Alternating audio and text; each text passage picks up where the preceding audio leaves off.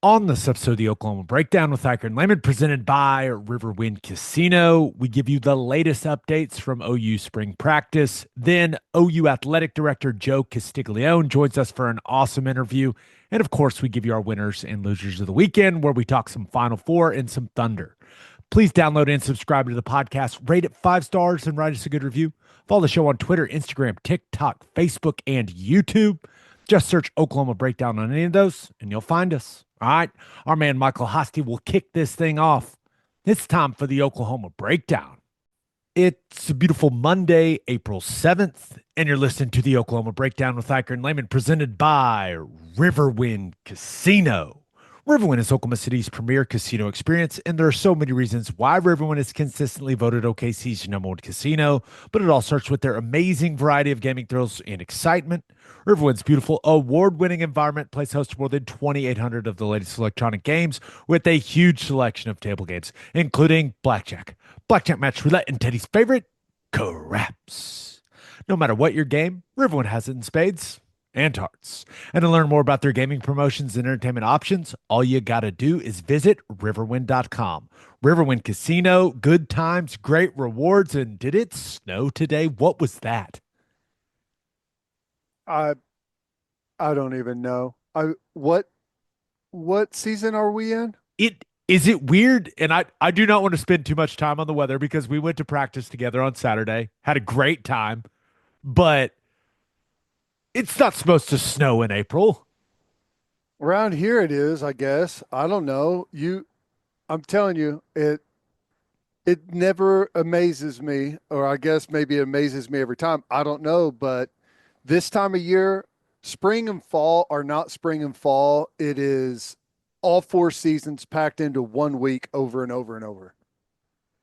It just I normally I'm thrilled when I see snow. It turns out I'm not thrilled when I see snow when it's not the part of the year it's supposed to be snowing. I was borderline upset when I looked out the window. I was like, "Wait, what's going on here?" Hey, it's just, yeah, it's the third winter. All right. Hopefully we don't have a fourth. Let's talk about OU practice. That'll make us feel better. I think now there was big news this week that we haven't talked about, and that was the fact that Devon Mitchell is no longer part of the program. And you only get so many chances as a player. And you tend to get more chances when you are as talented as Devon Mitchell was.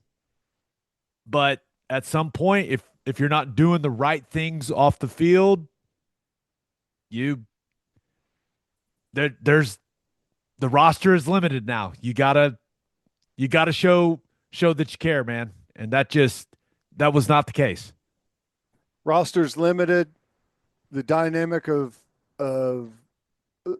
just how you treat a roster has changed with the transfer portal. Clearly, you only have a limited space for true developmental guys, right? And if you're in that group as a developmental guy, you have to develop, right? You have to show the right signs that you're moving towards the end goal where everyone wants you to be. And, some of that is on field football stuff. Some of that is off field. It's all part of the equation. And, I hate it for him. I think he's got a lot of talent. He's young. You could probably make the case that reclassifying coming early was maybe not a great move for him. I don't know. People can debate that, but I don't know what else to say. Just from talking to people around it, he was given a bunch of opportunities to progress and to move through this thing, but just didn't work out. Think we can just leave it at that. Yeah. What stood out to you at practice on Saturday? Other than the fact that Sam Bradford is the man. Sam Bradford is the man. Just Lane breaking down. Johnson He is was just going through OU. like scouting reports on everyone he was watching. just Yep. breaking down skill sets. The guy's got a future in the front office if he wants to do it. Um, I'll say one of the things that stood out to me is kind of what I've echoed every practice I've been to. I love the efficiency and the diverse play calling and play structure, personnel groupings, all the things that we see from our offense. It seems to be really taking a good shape. The offense had some success Yeah. on Saturday. It was a really balanced practice. Defense made plays, offense made plays, super competitive, ton of energy, which was really fun. But Mateer, the guy just makes plays, man. And I thought the thing that stood out to me on Saturday, we got to see his ability on the move on Yeah. full display. He had some absolute darts Hey, on the so did move. Mike Hawkins. Mike Yes, he Hawkins did. made some really nice plays moving outside the pocket. I'm feeling good. I'm feeling I'm feeling good about the quarterback situation. Yeah. I think it's fair to say that um, because we have to remember, I know Mike Hawkins played quite a bit for us last year as a true freshman, but you have to remember that he's incredibly young. And I think having Mateer and obviously Arbuckle and how he coaches the quarterbacks and all that, but I think having Mateer there has been a massive influence on him. I don't think there's any doubt.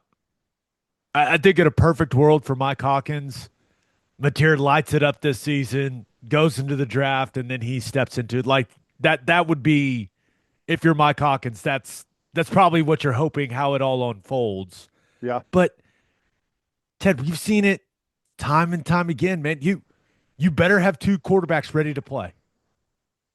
Because your backup is only one snap away, especially with the way that Mateer plays. Like he plays the position with physicality.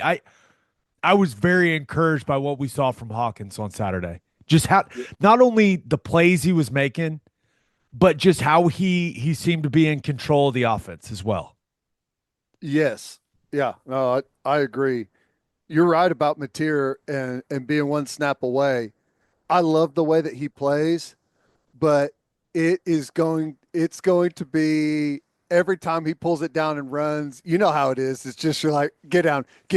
Don't try and run over that guy. He's going to be a playmaker, and it's going to be nervous for 80,000 every time he pulls that ball down and run. It's just the nature of it. It's going to be fun. What else stood out to you? Let's stay on the offensive side of the ball. Um, Tight you ends know, made some plays.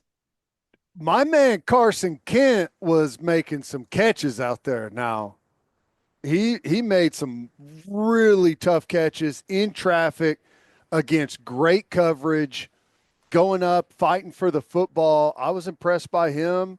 I Um, think he's a guy where it's pretty clear what his strengths are. The guy can run routes and catch the ball. yeah, he got good hands. I don't think he's a guy that you're going to want to put at the point of attack very often. Right. But if you've got a bigger body like Carson Kent does, now he's not a huge guy, but if you can go out there and get open and make plays, there is a place for you in this offense. Yeah. And he did that several times when we were out there. Yep. He did. Really good competitive catches. I'll say this too. Familiar names at wide receiver were making plays, but I've been to three practices now. I think three, but Elijah Thomas has looked better every time I've seen him, which you would expect early arrival, true freshman coming in early on. I think that it was a lot. I think I saw him in one of the second or third practice that they had. And he looked like he was the guy that was still trying to figure out, everyone else that's been in college football or in the NFL, the practices are pretty much the same and where you're going. And he was a little lost early on. And Now he is out there competing for the football, and pretty much every time I see him, he makes a couple of wow plays. He does not look like a freshman No. at all. So I think they are really, really encouraged by what they've seen from him. The interior of the offensive line is interesting for me because you've got Eddie Pierre Louis at left guard, rolling with the ones, Troy Everett at center, and then Fabechi Wiwu at right guard. And I'm interested to see, and clearly Ozida is going to come back healthy, and they're expecting him to be much better this season. There's going to be a competition for the guard spots, and it feels like when it comes to the interior, they could maybe use one more just like swing guy that could play all three. Mm-hmm. Because I'm not sure they have that guy right now. When you think about the backup center situation, whether that would be Josh Iasosa or maybe you bump Fabechi Wiwu over to center, but it feels like adding one more piece that can kind of challenge for playing time in the interior is it is maybe something that they're going to look at. Like that's how it. As I watched it, I was like, it feels like there may be one guy away on the interior. I don't know because you can't. You need a guy that can come in and play each three. And the reason I'm starting to think that way is because I'm starting to think of this roster like as an NFL roster. Yeah. And on game day, you've got a guy that if one of those three interior guys goes down, you go in the game. Mm-hmm. And so I think this team could use a guy like that, if that makes sense. Yeah. I mean, we've seen in the past where we've had, a guy goes down on the interior where maybe you have to move a tackle and like there's a bunch of moving parts. I guess in a perfect world, you'd like to separate out interior from tackles and not have as much crossover there. But what did you think of just the overall protection, run blocking, what you saw from the group? Pocket looked a lot cleaner. Yeah. I was thinking about how I was feeling about the protection, that type of stuff at this point this year compared to last year. I feel much better about it. Well, they're able to compete. The O and D line are able to compete against each other. Last year on a given practice day, we may not have a true full offensive line even available. So just that alone is really helped. But yeah, I thought that there were several times, whether they were working a third and long situation or just moving the ball, where Mateer's sitting back there and looking comfortable. Mm-hmm. Now, there were a couple situations where he had to do what he does, get out of some trouble, use his legs, and then make some Which isn't a plays on the bad move. thing. It's actually, you prefer that happen every now and then just to continue to force that issue on a defense. But overall, I think that I wonder where this offensive line strength is going to be. If it's going to be a group that is more comfortable in pass protection versus, really coming off the ball, knocking people off the ball, running it super efficiently. In a perfect world, you want an offensive line that can do both at a very high level, right? Sure. But right now, I think this group is probably a better pass blocking group than a run blocking group, but there's still plenty of time. And there's still two true freshmen that I think are going to be very much a factor. Somehow Michael Fasusi looked even better than he did the first time I watched him. Well, that's a It good looks like he's progression. gotten bigger somehow. I saw him like 2 weeks ago. Well, no, those guys they're fun to watch, and I still think that, and maybe it's a spring football thing where they're just trying to develop some toughness and an edge. But I mean, at least to me, the untrained eye on offensive line, it feels like the word you use, velocity. It feels like they're coming off the ball a little bit more in some of the run game stuff. I agree. Which is, I mean, how long have I been complaining about that? Yeah. So I liked a lot of what I saw from the offense. Ted, was there anything that really stood out to you on the defense, I thought it was interesting. Like it's clear that Taylor Wine, because I'm always watching the defensive line first. It's clear that Taylor Wine is going to play a significant role on this team, and I'm not so sure he's not going to end up being a starter at that Yeah. other edge spot. You got our Mason Thomas, who you know what to expect from him, and then you're just kind of watching the other guys battle it out. Taylor Wine has done some nice things. PJ is, I feel like he's coming along. Uh, as a 5-star, the expectation for him is incredibly high, and maybe he's not getting there at the speed that everyone would like, but I do see him coming around, and I still see flashes from Danny Okoye that are really exciting. I you want to feel good about that other edge spot. Now, of course, you got to have another guy that when our Mason comes off the field, you can put him out there. And I think they're starting to feel pretty good about what that rotation is looking like. Yeah. How many guys do you think you need on the edge? 5, 6 in a perfect world? For the two edge spots, I mean, uh, 6 is a perfect world, but if you have 4 legit guys where there's not much variance, I think that's typically pretty good. If PJ can continue to get a little better, he just looks so good in a jersey. Yeah. If he can continue to improve, then I don't think it's crazy at all to say that they should be improved at the edge position as compared to a year ago. And that's no shot at Ethan Downs at all.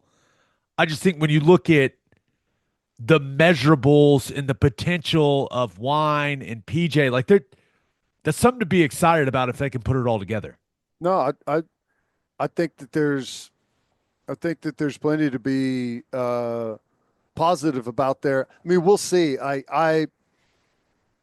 My hope is that because I think Taylor Wine he's going to be that physical piece that kind of fits what Ethan Downs has done. We've talked about that with him.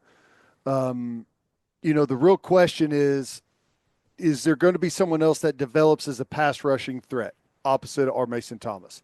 I mean, I think you got good, kind of all around solid, consistent play, but do we have a guy that people are worried about whipping a tackle in one-on-one? And I think at least at this point, still working that out.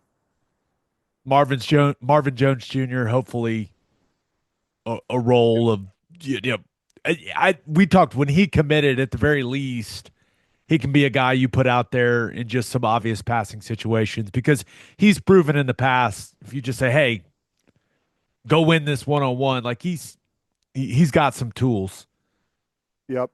I on the interior, Grayson Holton looks good. I mean, kind of some of your familiar names. David Stone continues to progress. I really like what I'm seeing from him. He's looking quick. He's looking violent coming off the ball. Still plays high every now and then, but he's getting way more consistent. And the guy that keeps showing up is Marcus Strong. Coach is talking about him. He's starting to show up out there, make some plays. So and you're still going to get Jaden Jackson back with that group too. So I'm feeling pretty good about where the interior D line's at also. I'm feeling good. I'm feeling better about the team overall Yeah. as compared to a year ago. Now the schedule still is what it is, but I think there's a lot to be excited about when it comes to the young guys in the secondary. Yeah.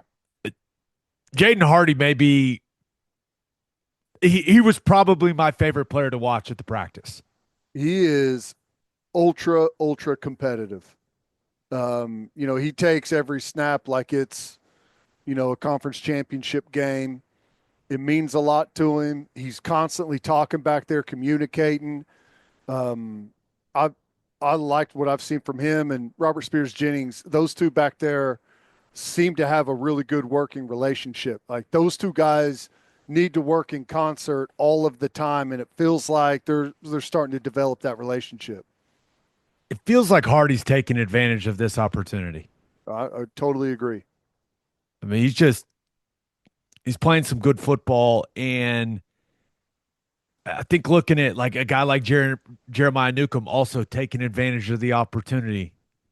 Hmm. Devon Jordan taking advantage of the opportunity. Like these guys are getting really, really valuable reps. Reggie Powers, same thing at that cheetah spot. You can never have too many young guys you're excited about Yeah, on a team. And there's Boganowski back there too. The two young safeties that we brought in. Uh, I actually really like that we've got good development, good competition in front of those guys to where not forced into the mix before they need to be. So Wimberly, Marion Robinson being able to develop and come along at a realistic pace is a good thing. But yeah, I really like what I see on the back end for sure. anything else. I think the only other thing for me is I feel like Kendall Daniels is exceeding my expectations. Yeah. Yep. Reviews. When I see him out there, he's got a lot on his plate right now, and apparently he's doing a really good job. High praise from some of the staff. Athletically, he's incredibly gifted, and you know, if fingers crossed, if he becomes a guy that you is an every down player at that cheetah spot, it totally changes our defense in an excellent way. Um, Obviously, his size, physicality, athleticism at that spot, but it also frees up a guy like Kendall Dolby as you know, if you don't have someone go win that other corner spot, he can still go play corner for you. It just gives you a lot of options there, and you know, I I love having an athlete out there that can do as much as he can. Now, I haven't really been able to dial in and watch him in some of the real coverage aspects at that spot, covering a smaller, shifty slot type wide receiver that he'll be asked to do. But yeah, he's come along, and I really like where the backers are at. I think Kobe and Kip have done exactly what you would expect those guys to do. They're progressing along, having good springs, and then behind them, you know, I I think that Owen Heineke's looked good whenever he's come in. Omasigo's looked good. You're starting to develop some good depth at backer. Do we have anything negative to say about the practice? It was a fun practice to be at. Like the vibes were very high. It was competitive. It They was missed too many energetic. field goals. There. Missed too many field goals. That's true. There's That's a true. negative thing. I don't know, and I still don't know if there's a favorite at field goal kicker right now. I mean, I don't. What? You'd have You to be haven't out been there. staying on top of that? Well, I've been watching it, but it still looks like a three-man rotation to me. Like they're trying to figure it out. I don't know. Here's where I'm at. Let me know who the kicker is in the opener. There you go. I don't know anything about field goal kicking. Just please make him make a lot more than you miss. Please. There you go. That's it. Anything else from practice? It was a lot of fun. It was obviously me and you were out there. I rode down with Lane Johnson. Uh, Ryan Broyles was there. Sam Bradford was there. Like it was just a lot of fun getting to see some of those guys and just A lot of good recruits there. I mean, every practice I've been to has been packed with recruits. we were talking to recruits. Anything for the program. Anything. Anything Anything. for the program. All right, let's get to our interview with Joe Castiglione, Yeah. the one and only Joe C. But first, hitting the highway, remember to stop at Love's Travel Stops. You can't miss the heart of the highway. And with the Love's app, you can also save big. How big? 10 or 15 cents big. Save 10 cents per gallon on gas and 15 cents per gallon on auto diesel. Save with the Loves app today and be welcomed by clean places and friendly faces. Certain conditions may apply. See loves.com for details. You listen to this podcast to get insight from the guys who played the game. Why don't you take that same approach when it comes to buying your beef? When you order from Didier Ranch, you are getting your beef directly from the people who raise it. A rancher knows what it takes to have premium quality beef. Didier Ranch has done it for over 100 years right here in Oklahoma. From delicious 21-day dry-aged ribeyes to savory steak burgers, there is no better place to get your beef. Get your beef from the guys who've done it and use code Oklahoma15 for 15% off on DidierRanch.com. Didier Ranch, tradition tastes better. And we are brought to you by Simple Modern, an Oklahoma-owned company and the official drinkware partner of the OU Sooners. Spring is here, which means busy weekends filled with baseball, soccer, and outdoor fun. Plus, Mother's Day is right around the corner. The new Getaway bag is perfect for moms this spring. Its durable rubber sides can handle muddy cleats and gear, and you can easily rinse it clean. And it works just as great for a road trip car tote or as a beach bag for summer travel. It's as versatile as all the amazing women in your life. Plus, with 10% of all Simple Modern profits going to charity, many right here in Oklahoma, you're also helping Oklahomans everywhere. Simple Modern, good everywhere. It is our pleasure to be joined by the athletic director of the University of Oklahoma. Mr. Joe Castiglione is in the house. Josie, what's going on, man? What do you say, Gabe and Teddy? This is, I get to be with you all a lot during the football season and obviously see you quite often outside of it, but this is a rare honor and I appreciate being on with you. Appreciate you taking the time. I mean, you don't have anything going on right now, right? There's nothing happening out there in your world. Yeah. You wouldn't believe the phone calls I got just before I got on the podcast with you.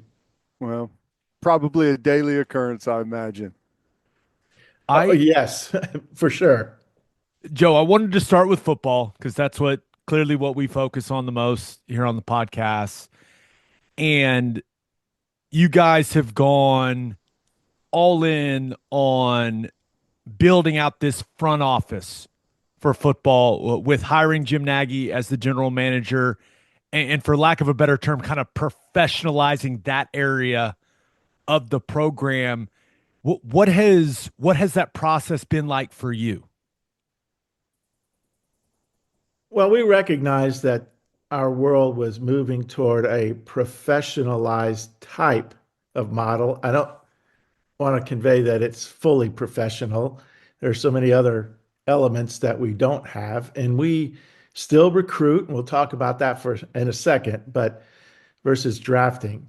We understood this, it was evolving over the last few years. You know, the role that NIL has played was not necessarily the role that was intended when it was launched 3 years ago, but we are where we are.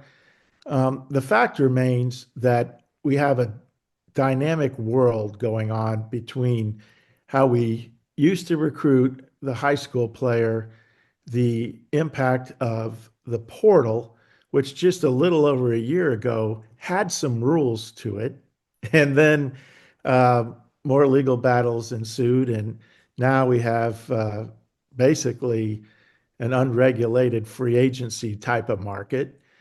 And that requires people to focus on this all year long. And so as the rules evolved, we certainly were evolving our thinking and most importantly, our actions as quickly as we could. You remember last summer, we hired Jake Rosenberg, who was the associate general manager of the Philadelphia Eagles, and he helped us put together this process, was very involved from that point in the summer all through the fall, as well as through our both recruiting and the portal work that we did following the regular season. And he assisted in our search for a full-time general manager, which resulted in hiring Jim Nagy. We could not be more excited about him, and we could talk about that. But recognizing where this is for the football coach, and we've got a terrific coach, as you know, is a great talent evaluator, has been an elite recruiter for as long as we've ever known Coach Venables, And that's still a very important element in how we identify those that are going to be best on our roster and then evaluate where their roles are going to be placed. The whole scouting, the work that has to be done around an evolving capped environment. So you have the player personnel area that's taken on a whole different type of meaning than it's ever had. So we see this now as, two really independent but collaborative pieces of our football program. And that's the key, that they have to be collaborative. There's just too much for a football coach to do. He still has to stay actively involved, and there's no better closer or relationship builder than Coach Venables and a staff that he's assembled. But now with Jim on board, he's bringing in an elite level understanding, having worked with several NFL teams. He's been a scout. Obviously, he's been working between the NFL and pro market as he developed the newest version of the Senior Bowl and all the recruiting and individual conversations with agents. We could not have found a better person than Jim to come in and work with us. So I think you're going to see, more and more of this evolve in a way that is going to streamline our activities all throughout the year. And of course, the general manager can assist the coach in a number of other areas. We're more involved in the analytics and hiring people that will be focused on that on a day-to-day basis, along with the personnel staff that will be looking at high school and portal. I would liken this, Gabe, to how an NFL personnel department sets it up between the draft and the scouting they do for players coming forward that they can access each spring, and then the free agent market. And so, the recruiting of the high school players and the portal sort of, have some symmetry to both of those.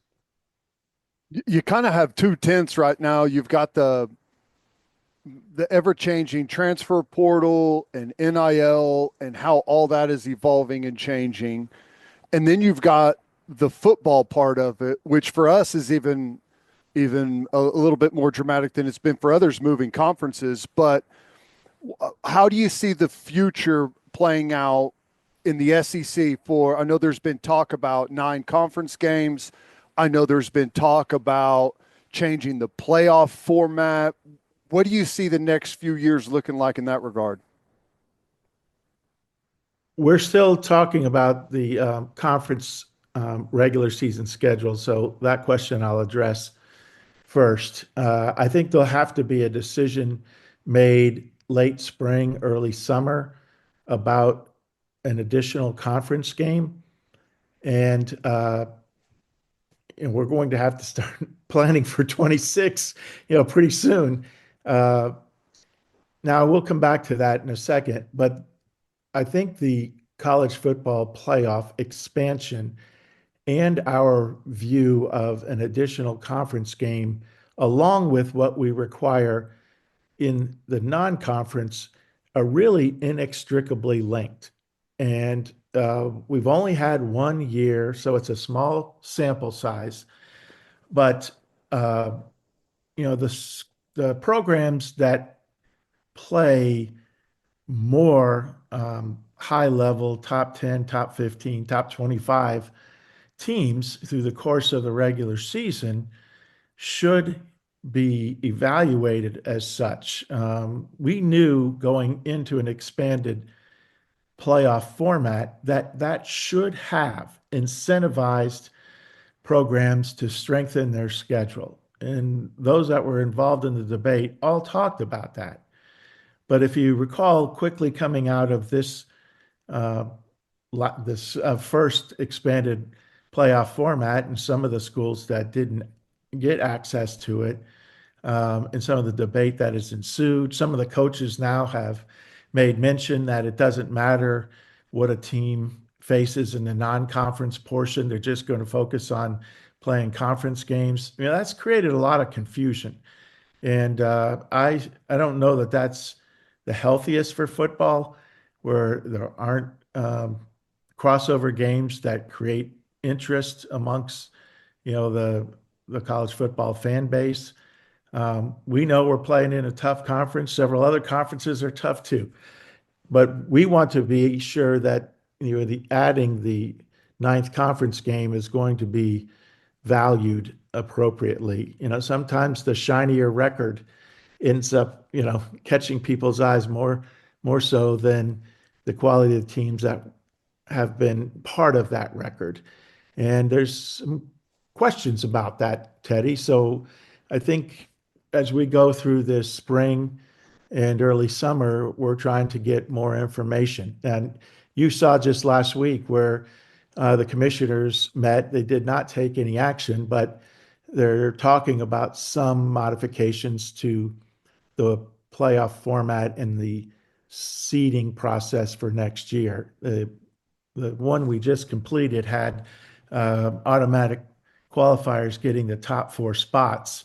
I didn't think that was the right way. Getting an automatic bid into the playoff, sure, but not necessarily automatically being one of the top 4. I think once the AQs are determined, that the seed list should be evaluated, from 1 to 12, regardless of the way someone accessed that top 12 team format.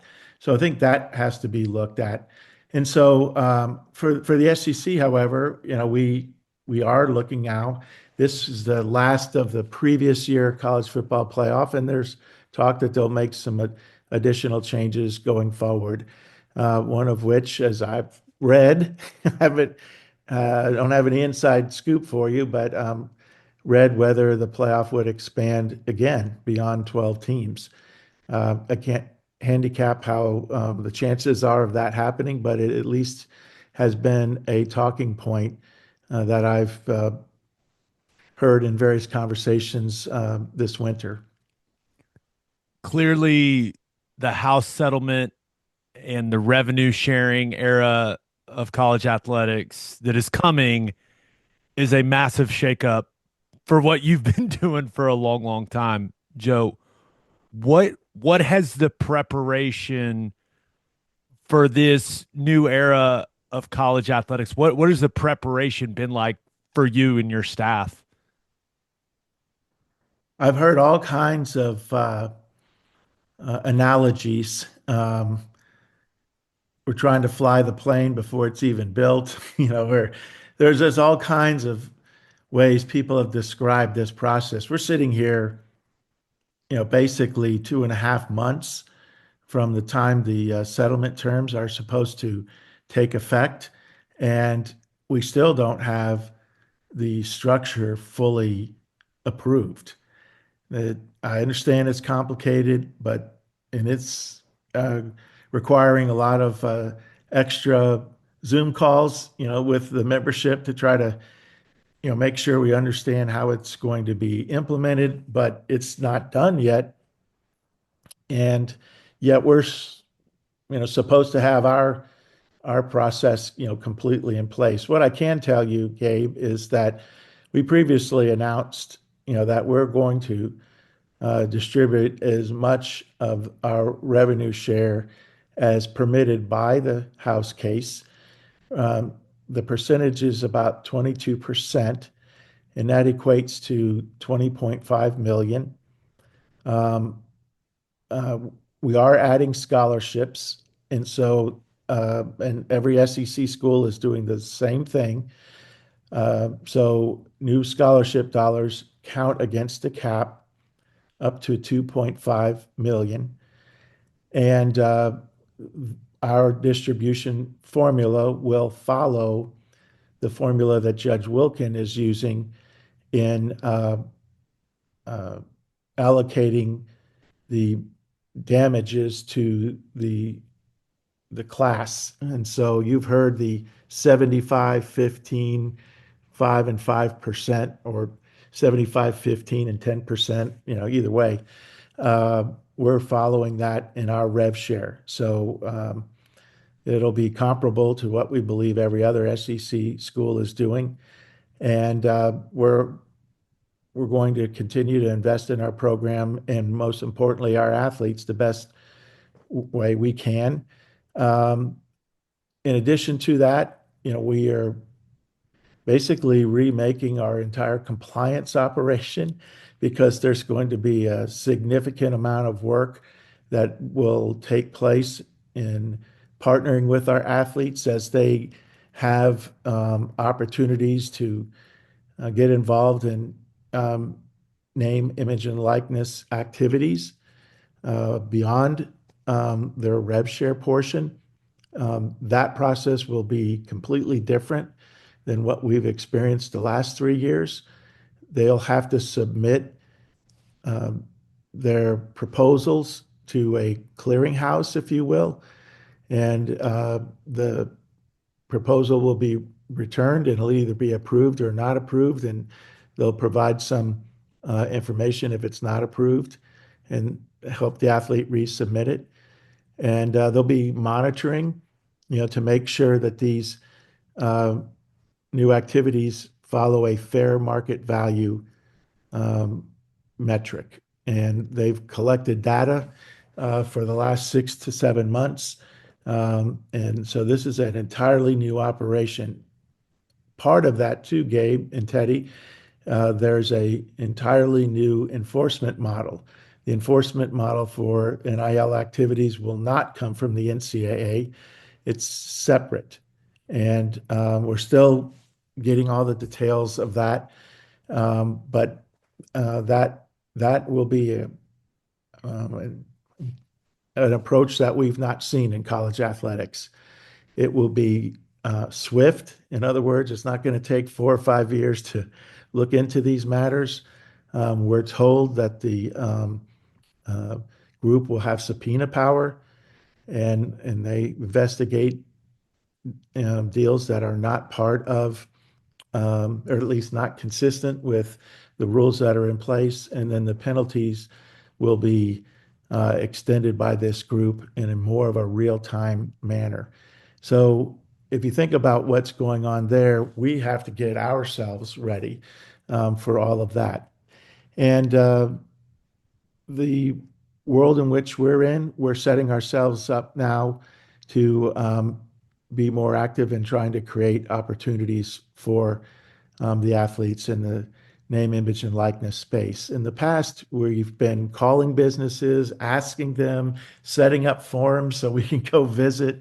We've been raising money that could go to a collective, but we've really not been able to be involved to that extent. So it's a big, big shift. And we've been preparing for a while, and we'll be ready to go July 1st when it gets launched. We'll get you back to the interview, but first, Schwab Meat has been smoking the highest quality meats, hot dogs, and sausages in OKC since 1912. Go to schwabmeat.com to order any of Schwab's outstanding products and use promo code OKBreakdown for free shipping on orders over $75. Schwab dogs are iconic. I like to keep it simple. Just a bun, dog, mustard, ketchup. Also, the jalapeno cheddar smoked sausage is ridiculous. Schwabmeat.com, code OKBreakdown for free shipping on orders over $75. Schwab Meat, the official hot dog of game days. And head to the garage for hand smashed patties, butter toasted buns, and ice cold beer. It's the perfect spot to watch any big game.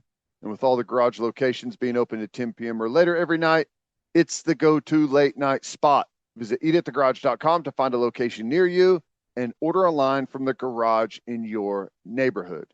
Insurica's launched a new digital agency introducing Insurica Direct. Whether you're in Oklahoma or anywhere across the U.S., they've got you covered. From small business insurance and health insurance for your employees to insurance for individuals like home, auto, and even Medicare supplements.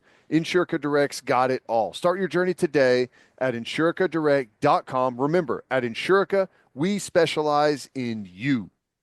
all right, back to the interview. There's a lot of people that feel like even if, this thing's going to be happening quick, but even when that does get implemented, there's still the worry of any type of lawsuit that could pop up here or there that could, directly affect that. It where, and I know there was a time when there was a strong pursuit of permanent legislation. Is that still ongoing? And ultimately, does that have to happen for this model to work? Teddy, we'd be naive if we didn't think uh, we won't receive legal challenges going forward. Uh, Everybody expects that. There's still a lot that has not been resolved. The bulk of this case that Judge Wilkin will rule on is about back damages. And the negotiation resulted in an agreement between basically college athletics and the plaintiff's lawyers of 2.78, just call it 2.8 billion, that will be distributed to former athletes that were part of the class action lawsuit. While we were negotiating that um, settlement, the lawyers representing the major conferences all uh, tried to get as much of a structure that could be codified and supported in the federal court so it could be implemented with some level of protection. And that's where the revenue share concept developed. That's where the percentage was negotiated. That's where we start talking about the removal of scholarship limitations that have been historically put on by the NCAA. Um, those will go away as part of the settlement and several other things. So we know as soon as it gets implemented, there'll be uh, more legal challenge. Heck, there are people trying to challenge it right now before it even gets approved by the judge. And tomorrow, well, when we're recording this podcast anyway, April 7th is the first day the judge could rule on the settlement. She may rule that day, she may not. She may make some comments about it. We'll just have to see. So when people are watching this podcast, they may have some real-time information that we don't have when we're recording this. So, Teddy, I think it is going to be still a bumpy ride for us going forward. The bottom line for us is what it's always been. What do we do? What can we do to put our athletes in the best position to be successful, and the coaches who are recruiting and motivating, teaching and developing them? That's where our focus is, and all the structure, all the planning, everything we're doing is geared toward being at the forefront of that. I know that the future of the basketball programs has been a big topic of conversation over the last year or two, especially Jenny Bronchek and the women coming off a great tournament run. Porter Moser and the men made the tournament, and everyone's just wondering what's the future of the arena. Like, what's the latest on that entire situation, Joe? You talking about the entertainment district? The entertainment district. What a just Right. amazing label. Well, it is. It's a one over a $1 billion entertainment district. Obviously, there's a new arena as part of it. Um, so, for those really quick refresher, we've spent the better part of 2 years working with everybody throughout our community, county, city, chamber of commerce. We've been part of uh, an untold number of public forums. We've been in front of the city council. We've worked with planners, zoning, everybody that could be involved between the developer and the municipal entities. That all resulted in a vote by the city council to move forward positively. There was um, an option for those who opposed it to collect signatures and try to uh, force this to a public vote. They did collect signatures. They were submitted.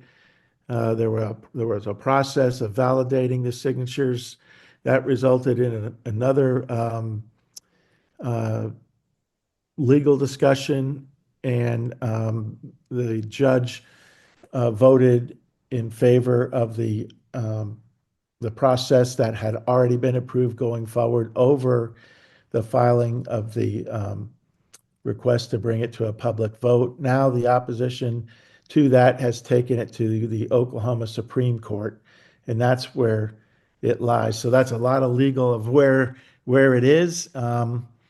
We felt very, very good about this from day one. We're moving forward in conversations with the developer and the architect as if this is going to go forward. There's a lot of work to do, and it's very, very exciting for the city of Norman and Cleveland County in this area of the state of Oklahoma.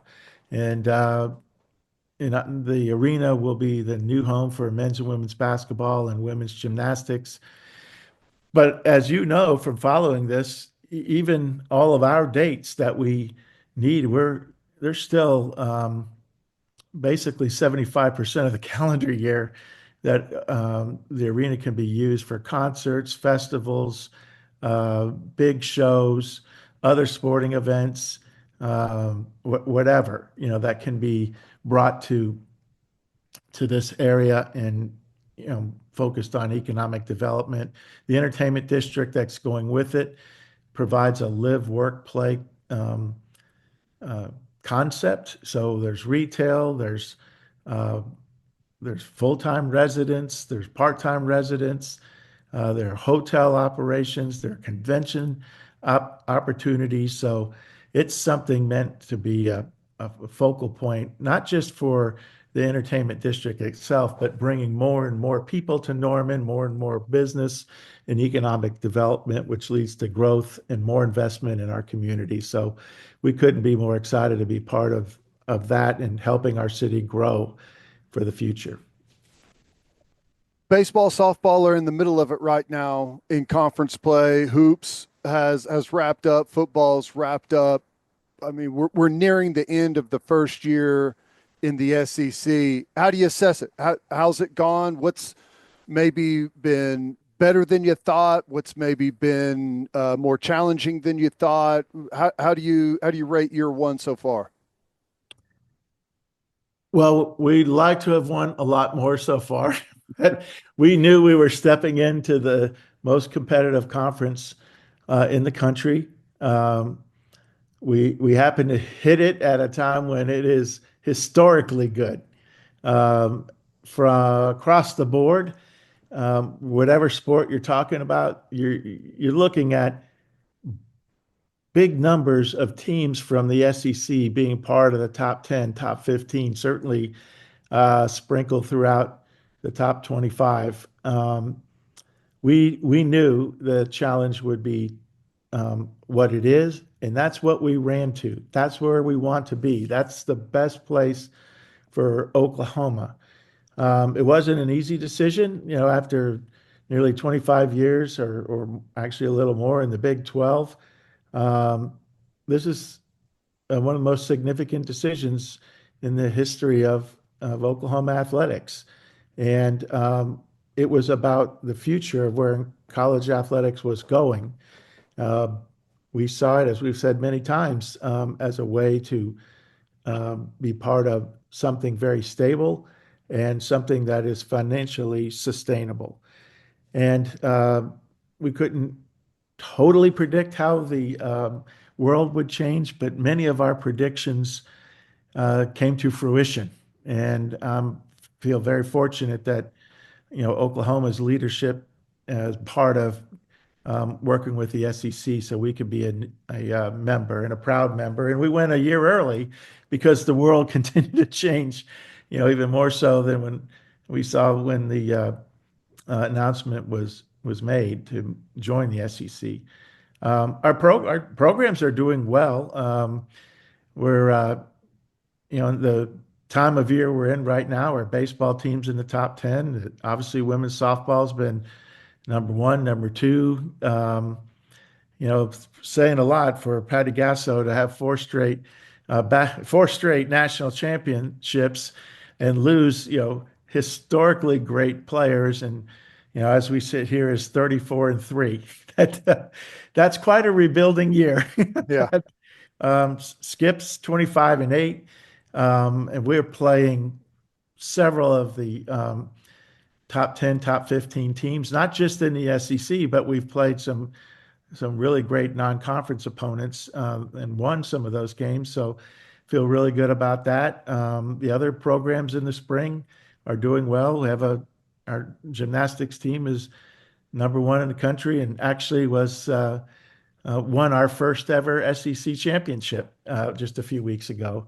So we're excited about being part of it. It's everything we thought it could be. It's a natural fit, and we're excited to continue to build our programs to be even stronger competitor. And even some of the sports that people don't talk about enough, like track and field, it competed exceptionally well in the SEC championship. So we really feel good about the future. Last one for you, Joe, and we appreciate the time. You mentioned it. This thing is constantly changing. This system is changing. So right now, at this point in time, what is the best way for OU fans to support OU athletics right now? Well, continue to be positive, be a positive voice for our athletic program, and attend as many of the events as they possibly can. That's one of our main sources of revenue. And of course, there's nothing more motivating for our teams to play in front of packed houses, and we appreciate the fan base that we have and the way they support our program. So that's a big part of it. And as we've talked about earlier, we're sharing the revenue now. So the components of revenue are ticket sales, conference revenue sharing, licensing, sponsorships, media. All of those are components of the revenue that we're going to share starting July 1st. So that helps us help our athletes. And they still get scholarships on top of that, So the fundraising that we do continues to help pay the scholarship bill. And if people are inclined to help, we have several facility projects. We're continuing to invest in those that they could make a contribution to the Sooner Club. Our Inspiring Champions Fund is part of the Sooner Club, and that's actually been, very, very popular now because up until just, recently, people who were wanting to help the athletes in the area of NIL and going through the collective, those were not tax deductible contributions. But if our fan base wants to help in that regard, now they can give the contribution directly to the University of Oklahoma, and it's 100% tax deductible and counts toward the giving levels like anything else that they've contributed to over the course of time. So that's really, really helpful. We do have a collective that's operating, One Oklahoma. You've talked about that on here before, I'm sure. And so there are opportunities to work directly with them. That's also the place where fans can subscribe to get access to special content that is developed for and by our athletes. That's a $15 a month subscription fee, if you will. And then finally, as we mentioned earlier in the pod, that we're seeking businesses that can align with our athletes and partner with them. They can compensate them to be part of it. And we've seen some of the best examples of our athletes partnering with businesses right now. And if you just look at our social media channels, you see quite a few of them doing commercials, getting involved in activities. We have I'm not going to be able to say who they are, I guess, because you don't, not messing with your own sponsors there, but No, no free a shout outs, lawyer Joe. that has No created free shout outs. uh, we've got a longtime sponsor, a big law firm here that has created a court experience that is part of a advertising campaign where athletes go into court and the lawyer is the judge and they debate the merits for or against on certain subjects.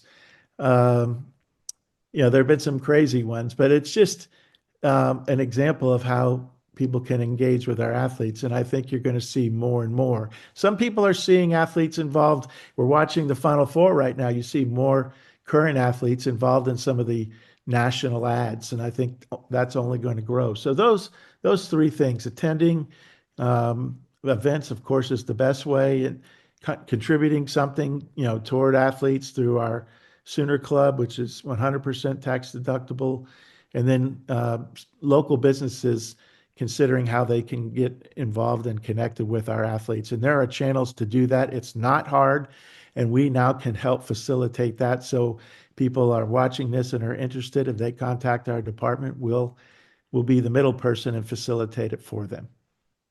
Joe, you're the man. Thank you so much for the time. Oh, my pleasure. Great to be on with you both. If you're as passionate about OU sports as we are, now's your chance to make a difference with One Oklahoma.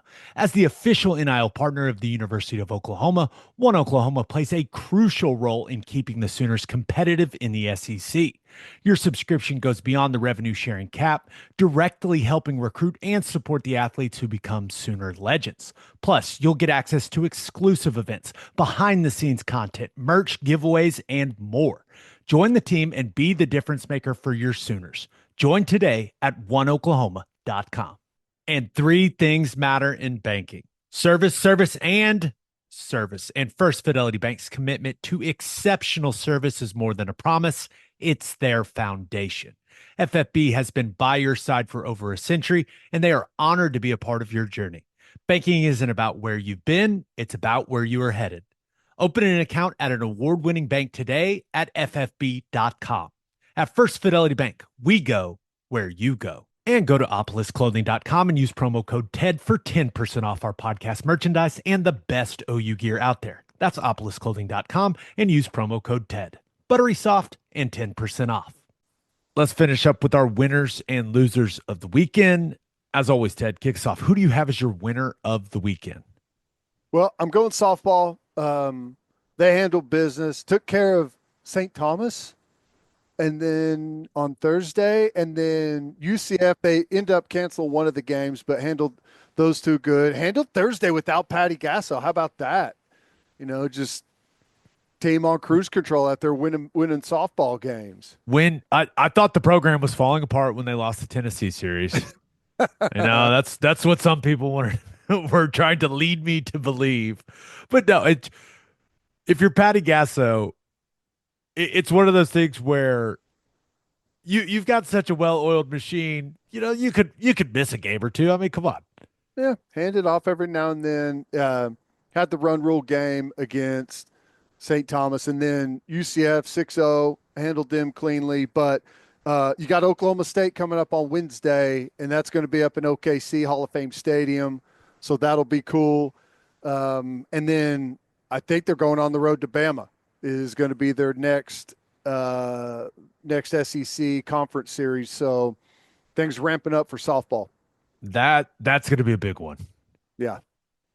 I'm excited. I feel like now, as spring football is nearing its conclusion, that's usually the time where I really start diving into softball. Yep. I've watched. You have inspired me to watch as much. I have already watched as much regular season OU baseball, and I told Skip Johnson this the other night when I had him. It was just me and Skip for 30 minutes on the huddle last week, and he is the absolute best. We got to get him on the pod. We'll get him on here. But I have watched. You have inspired me to watch already more regular season baseball than I've watched probably ever. Well, And they're good. So that's now we'll get to how the weekend went, but I've really enjoyed it. And I now is when I'm about to ramp up my softball consumption. that's right. Tis the season, right? But yeah, I'll take it right into my loser, OU baseball. Now, I LSU came to town, and LSU by a lot of places is the favorite to win the national championship. So you knew it was going to be a really big challenge. And, Friday night, or I guess it was Thursday night, incredibly competitive game. Two of the best pitchers in all of college baseball going back and forth. When you have a guy throw a 130 pitch complete game shutout against you, which, you don't see a whole heck of a lot, he's really good. And that was a pitcher's duel. I thought if you let a kid throw that many pitches now, I thought you just automatically get arrested or something. Yeah, you get arrested, and he can't throw for the rest of the season. I don't think he needs 6 months to recoup. But that was a lot of fun, spirited back and forth in that one. Watching that pitcher's duel. Game 2 got away from us, but had an opportunity to win game 3 late. I was really hoping they were at least going to be able to take one from that series. They weren't able to, but I still feel really good with where they're at. And the season is going to be so much fun. It was awesome. The weather was horrible for baseball, but, probably played into our favor with the north wind, blowing in as good as LSU can hit. But, it was competitive. It was fun. They got that damn Dallas Baptist coming Tuesday night. And if we lose that one as we should, then I think. Hold on. You can't say it feels like you've already accepted that it's going to be a loss. We can't have that mentality, man. No. Come on. When you lose to Dallas Baptist in a midweek, it means you sweep the weekend. That's just how it works. Right? Don't argue with it. It's just how it goes. But Vandy's coming to town for the weekend. I think the weather's going to be nice. So that should be a really good series. I'm really excited about that one. I'm going to be out there for that. But yeah, it was tough against LSU. We knew it was going to be. That's, like I said, favorite to win the national championship. So they're the loser of the week, but it was still a lot of fun. And the crowds have been fantastic for baseball, even as bad as the weather's been for some of them. I just looked. The Crimson Combine forecast. Yeah. High of 78, low of 53. There is a sun symbol next to the entire day. Well, I love the sound of that. Check back with me midweek, though. We know how things change around here. Chance of precipitation, 0%. Boom. Love it. Please, nothing changed between now and then. I'm still not really sure what they're going to be doing at this thing, but we'll be there. I'm not sure how we're going to broadcast it, but we'll do it. I'm not either. I say, and it's starting to feel this way anyways, that we just wing it. Yeah. It'll That's be fun. where we're at our best. I think, who told me that Plank's not going to be there? I think, I don't know. Did Toby say that? I think he's got softball, which means I actually have to do something. Dang it. I normally just get to blend in and not do anything and just talk to all the guys that come back for it. But maybe I'll have to. That's what you're going to do now with the microphone. That's it. Well, thank goodness I'm such a great interviewer. That's right. Watch out, Plank. Here I come. All right. My winner of the weekend, the Houston Cougars. My goodness, Ted. Duke was the better team for 38 minutes. Only problem for Duke is the game is 40 minutes. I think 38 and a half even, maybe. 38 and a half. What an absolute, just an incredible finish from Houston. I guess you could also call it quite the collapse for Duke, but We got a classic. That's absolute. We just watched a tremendous Final Four game. That was awesome. Hey, And I'm not exactly heartbroken that Duke absolutely collapsed. I mean, come on. yeah, no, that was wild, and I could, I mean, you saw those players after the game. That was painful because it felt like They were better. They were better than Houston. Like they that's were just better, and just overall, like this was going to be an incredibly special year for Duke, and maybe go win a championship, but not so fast. Houston resilient. I mean, they just hung around, and I thought they did a really good job early in the game, just muddying it up, mucking it up. Was off to a really slow start scoring, and they just hung around within reach, like 7, 8, 9 points away, and whenever they needed to, they put a run together and capitalized. It was a lot of fun, man. And I'll say this to the people out there that were upset about the all the one seeds making the Final Four. We had two fantastic basketball games. before we talk about Walter Clayton Jr. just being the best player on planet Earth right now. Wow. I did feel for Cooper Flag a little bit. Yeah.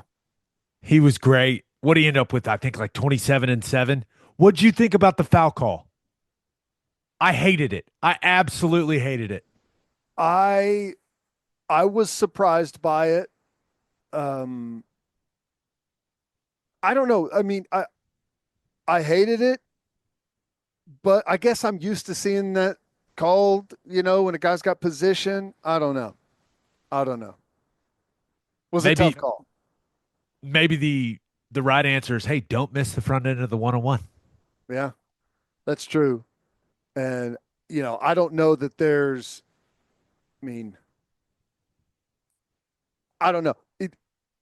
If the conspiracy theorists out, I mean, Duke would be the team that everyone would want to be in it, right? I mean, that would be the ratings driver. But I don't know. It was a tough call, but I guess I'm not good enough to have much of a complaint. Flag got a good look on the fadeaway in the lane. Just missed it. Yep. That, for those Duke players, that game will haunt them for the rest of their lives. There is no doubt. It's just a brutal loss, man. What, you're up 14 with 8 minutes to go? You're up 9 with 3 minutes to go. You're up 7 with 2 minutes to go. And then just this sequence of events, you lose the game. Just absolutely brutal. No one's going to feel bad for Duke, but I thought they were undoubtedly the better team. But Kelvin Sampson has built a program that, if you ask anyone to describe Houston in one word, I bet a lot of people are just going to say toughness. Yep. That's right. That's Physical right. toughness, mental toughness, and they were the tougher team in the last couple of minutes, and it's why they won the game. When things got real, real tight and uncomfortable, they were at their best. That's right. And that's what he's built there, man. And that was for as bad as I felt for those Duke kids as the way it unfolded, I was incredibly impressed with Houston's guys. Yeah. That was fun to watch. Man, what a night. What a night for basketball. That was great. Back-to-back games were excellent. LJ Cryer, 26 points. I remember when he was at Baylor. Mm. Now he won a national title at Baylor. He's about to try to win his second title. Will he be the first to pull that off? Gotta be. Has to be. Gotta be. That'd be a pretty good little trivia question there. No doubt. Yeah, he was huge. Other game, you were right. Other game was great. Auburn looking really good in the first half, and then welcome to the Walter Clayton Jr. show, ladies and gentlemen. He put that team on his back, bro. That was crazy to watch. That was awesome. that was, I mean, he's been great all year, but that uh, that's one of the better performances that I remember considering the circumstances. And I just getting to the rim, like falling down, making shots off the glass, hitting threes. Yeah, that was incredible. That was a lot of fun to watch. How about this? Saw this from The Athletic. Walter Clayton Jr. is the first player to have back-to-back 30-plus point games in the Elite Eight and Final Four since Larry Bird in 1979. Wow. That's insane. I can't believe that that's never happened. Wow. That's incredible. If that's not accurate, blame The Athletic. I read it there. And I mean, it's not like I'm choosing Auburn's to believe that is, I mean, but that just shows you that he has been unbelievable for them in the tournament. Yeah, and it's not like Auburn's some bad defensive team either. I mean, that was a crazy good performance. Florida, Houston. We cheering for Houston? I think I am. Florida's going to win, but we cheering for Houston? Yep. That's what I'm cheering for. I'm cheering for Houston. Be a lot of fun to see Kelvin win one. Who does the quick turnaround favor? I just think Florida has the best player. Yeah. So I think Florida. It kind of feels like if Houston's going to win it, it's going to be a lot like the Duke game was. Hang around and have a chance late to have something special happen. It's interesting you mentioned the quick turnaround. Like Kelvin Sampson's been in a lot of these, man. Yeah. Like he's played a lot of tournament games, so maybe when it comes to and they've already pre-scouted Sure. Florida, but I don't know, maybe he has an advantage over Golden just because he just got a lot more experience, right? Yeah. More experience. And I think maybe when the team is as good as they are defensively, that's where you've got to spend the bulk of your time game planning. I don't know, but I mean, fact of the matter is, if Walter Clayton plays like he has the last two games and puts up another 30 piece, it's going to be really hard to beat Florida. Agreed. I hope he does it. I just want to be entertained. Just give me a good one Monday night, Good fellas. game. Let's do it. Just give us a good game. This one pains me. My loser of the weekend. The Oklahoma City Thunder. Rockets got after him on Friday night. Lakers dismantled them on Sunday afternoon. Watched that one in person. Didn't like what I watched. Now Ted, I'm going to try to not to overreact. But I would prefer, because remember, the Rockets are the 2 seed and the Lakers are the 3 seed right now. This is the top of the Western Conference we're talking about. Playoffs are right around the corner. I know the Thunder have nothing to play for really, right? And that you have to factor that in somehow, but I would really prefer them not taking it on the chin like this right before the playoffs, man. Well, I'm curious. I don't think they've played the Lakers since November, but they haven't played this Lakers team. What did you see with just kind of the new personnel and like how the two teams match up? This may shock you. Luka Doncic is very good at basketball. Right. LeBron James, still very good at basketball. The thing that stood out to me was it looked like the Thunder had some trouble matching the physicality of the Lakers. Just the physical strength. And they were letting some things go. Like Shea didn't shoot a free throw in the entire game, which is crazy. Yeah. They were letting some things go. I thought Jalen Williams in particular had Like he's got to learn to create more contact when he goes to the basket to benefit himself. Mhm. And, I mean, he was asking for fouls, and we're like, and I thought he had some issues adjusting to the physicality that they were like letting go in the game. But it's weird. And maybe it's not that weird. I'm more concerned about what I saw in the Rockets game than what I saw in the Lakers game. Because the Lakers just couldn't miss, man. Yeah. Sometimes that happens. Gonna have nights like that. Yeah. When the other team hits 10 more threes than you, yeah, you're gonna lose. Would you typically. say they hit 15 of their first 18? It's like 15 of their first 18 or 19. It was insane. They hit 8 of their first 10. I was just sitting there going, oh no. Like Luca hits the first step back three, and you're like, uh oh, here we go.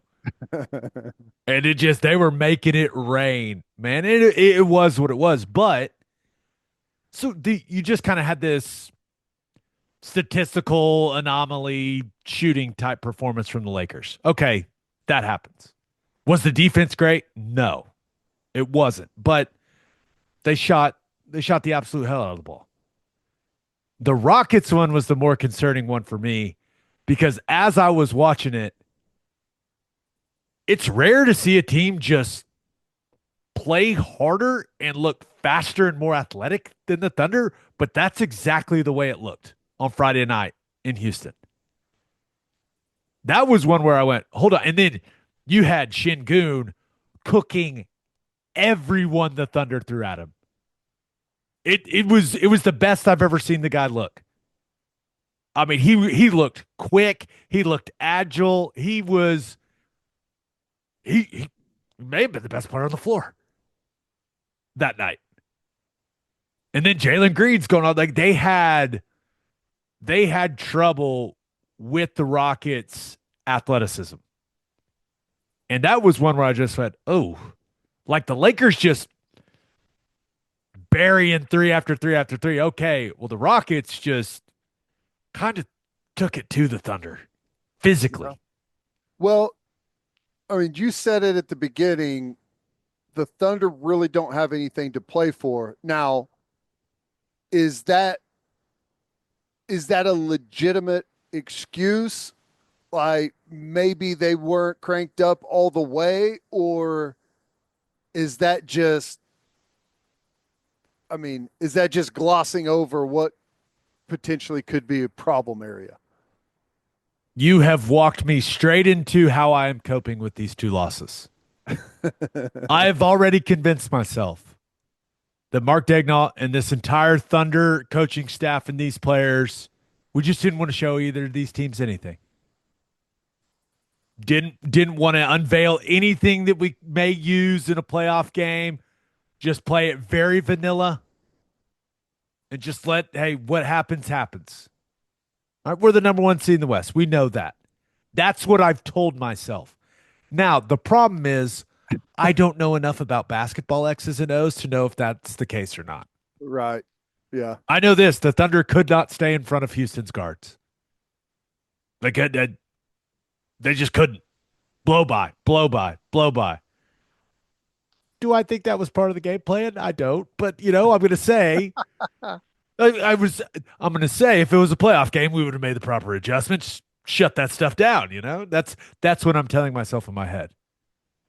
Well, it's a good theory. It's like a story I heard about Greg Maddux, where he let a guy hit a home run because he knew that they were going to face him in the playoffs, and he wanted him to remember that pitch. He'll remember the home run and what it feels like, and he'll be able to use it against him in the playoffs. Genius. That's what the Thunder were doing. That's what they just did. Let them have success. Let them blow by and let them remember what it feels like. So whenever the game rolls around and they can't, they're going to panic. Love it. Yes. Yes, Ted. Yes. That's exactly what the Thunder were doing this weekend. You're 100% right. Well, we'll see. Time will tell, I guess. I kind of think JJ Redick's an awesome coach too. Really? I had the pleasure of getting to listen to quite a few of his conversations. He's got the proper amount of intensity. It's like he knows what he's doing. It's like he's been around basketball for a long time or something. I don't know. Weird. You didn't record it and send it to the Thunder staff? I know this too. When he screams to it as players, they're going into the zone that they played a lot against the Thunder. Right. I figured that one out pretty quick. Yeah. Thunder, not so much. Didn't exactly pick that apart. Everything's fine. We've been the best team in the league all season long. I can't freak out over 2 losses. Well, Tell me not to freak out, Ted. You were doing such a good job. Don't stop now. don't freak out. Okay. Greg yet, Maddox. But Greg Maddox. Greg Maddox, don't freak out, but watch closely. The Lakers were 22 of 40 from 3. I watched every single one of them. I watched closely. You watched more than you I wanted watched to. swish after swish after swish. It was here's my final verdict. Good losses.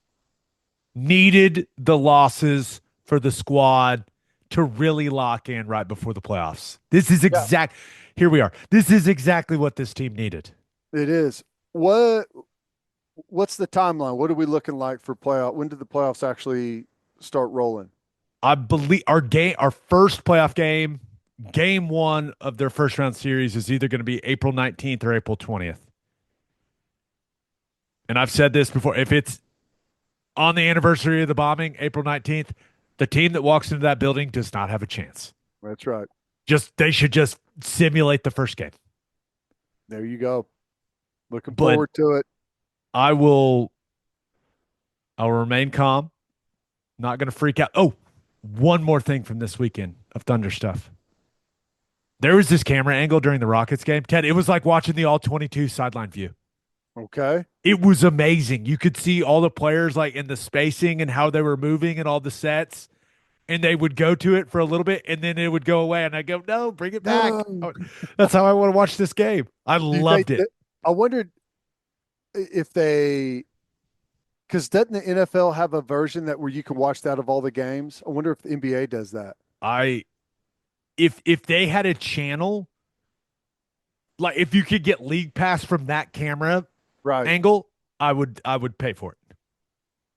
I really enjoyed it. I mean, it's maybe just because it makes me feel the comfort of like watching all 22 football stuff. But you could just see see the game happening so much better, in my opinion. Yeah. I loved it. I like that. I'll send you some clips. Yeah. I like the sound of that. Sounds cool. Birthday shout outs. Welcome to the world, Ellie Mae Burt. Happy 13th birthday to Blair Marlowe Hefner. Happy 26th birthday to Jacob Hawkins. Happy 28th birthday to Mason McCauley. Oh, here we go. Happy 52nd birthday to Judge Russell Vaclaw, Vaclaw, V-A-C-L-A-W, Vaclaw. Is that like, is his name Judge Vaclaw or is it Your Honor Vaclaw? Is it Judge Vaclaw, and then referred to as Your Honor. The Honorable Russell Vaclaw. Happy 52nd. And happy 75th birthday to Jane McCauley. On that note, episode 516 in the books. Wednesday, OU football general manager Jim Nagy on the podcast. Awesome. Full disclosure, we've already recorded the interview. It's awesome. It's good. It was fun. He's great. We'll have a new podcast to drop on Wednesday. Just a reminder, please subscribe to the podcast wherever you listen to podcasts, and please subscribe to our YouTube channel. Hope you all have a great start to your week. Don't freak out about the Thunder. It'll be just fine. Until next week. I'm frazzled now. I'm messing up.